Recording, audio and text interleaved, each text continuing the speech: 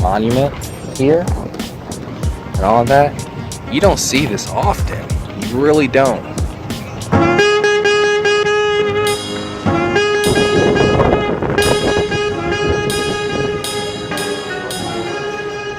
Face is looking sharp as fuck, bro. Do not lose your name badge on those tickets. You only have one set of tickets to get into the event. If you don't have it, you can't get in.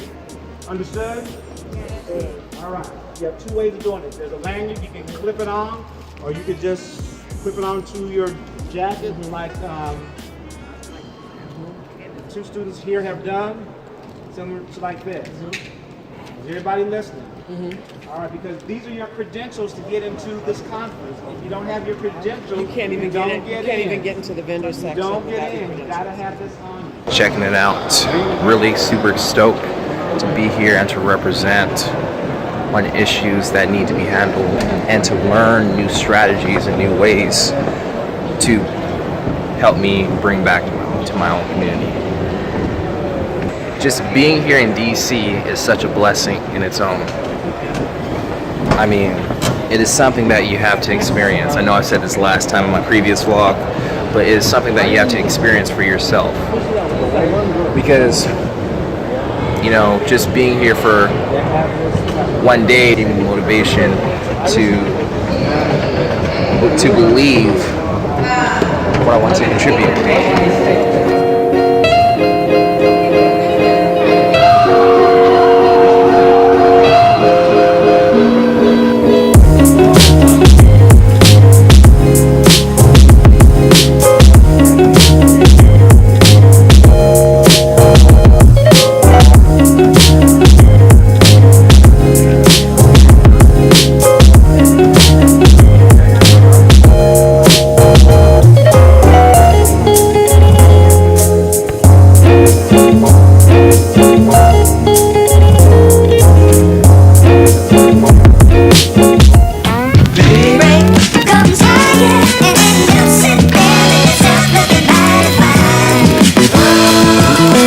So before I go back to the video, I want to educate you guys.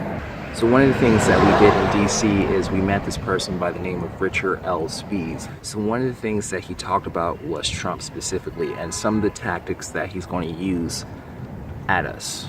And one of the things that he talked about is that Trump is trying to do this 10% cut, which is essentially $54 billion from discretionary spending. Basically, you're talking about healthcare, programs, pretty much anything that we benefit from. So the idea behind that is he wants to make this huge defense form. He wants to do that just because he's trying to build this freaking Great Wall, bro. And after he got done talking about that, he asked us if we have any questions, concerns. It was just mostly, you know, things that we should do in our community, like educate people, help them understand what's going on within politics, help them understand certain policies, certain laws that should be established, things that are going around within Congress. So after we got done, we immediately went to the Congressional Black Caucus, and I saw the legendary John Lewis. I had his comic books right in my backpack, right? I had them right in my backpack. So I see him from like 3 doors down, right? 3 doors down. I was like, oh shit, that's John Lewis. So I immediately took out the books out of my backpack and I'm checking to see if I have a pen. So I'm like, why did I not bring a pen, bro? I'm like, yo, I'm meeting the legendary John Lewis and I don't have a Sharpie or a pen, not even a utensil. Like, I don't even have a utensil? What? Yeah, I actually grabbed a pen from a counter while the other person wasn't looking, and I just immediately went up to him and I said, Mr. Lewis, and he said yes, and we made eye contact like for the first 3 seconds, and I immediately asked him, can you sign these comic books?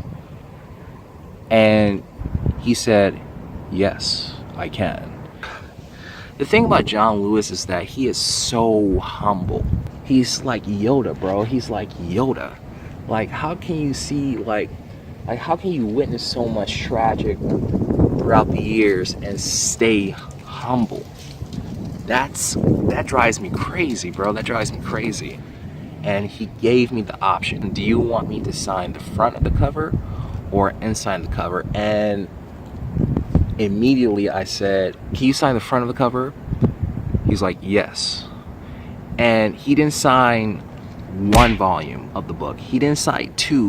He signed all 3 of the volumes, bro. Bruh, John Lewis just signed all the books, man. Like, really, this is amazing, bro. Look at that, all 3. Not 1, not 2, but like all 3. Bro, that's the man meet the legend.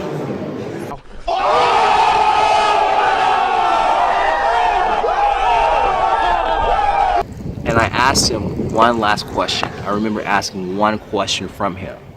And that question was, I said to him, like, Mr. Lewis, I know you've been through a journey, a lifelong journey. What are some of the tactics that you've used? What are some of the tactics that you have used when you were my age? And he just told me one thing, just one thing, just a few words of wisdom that will change the course of my life. And he just said, keep it moving. Period. And it's weird because my brother told me the same thing too. Like a few months ago when I was getting out from a relationship with this girl.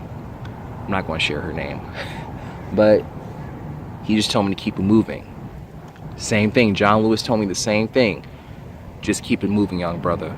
To listen to him speak is inspirational. He was just dropping jewels all the time. So you have John Lewis. The next person is Maxine Waters.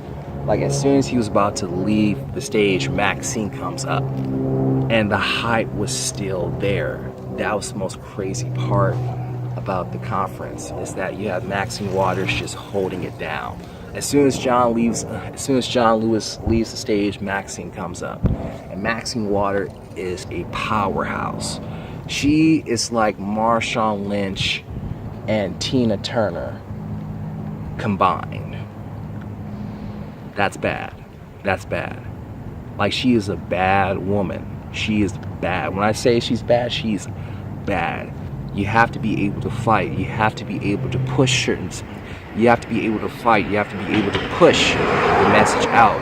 If you want to do something, that you have to take the initiative to do it. You have to push. No matter the cost, you have to push. You must educate. You must be able to provide resources for people that can benefit from, in order for them to help you. You know, it is no different from what the Black Panthers have done years ago.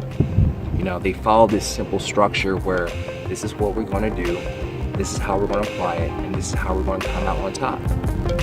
You know?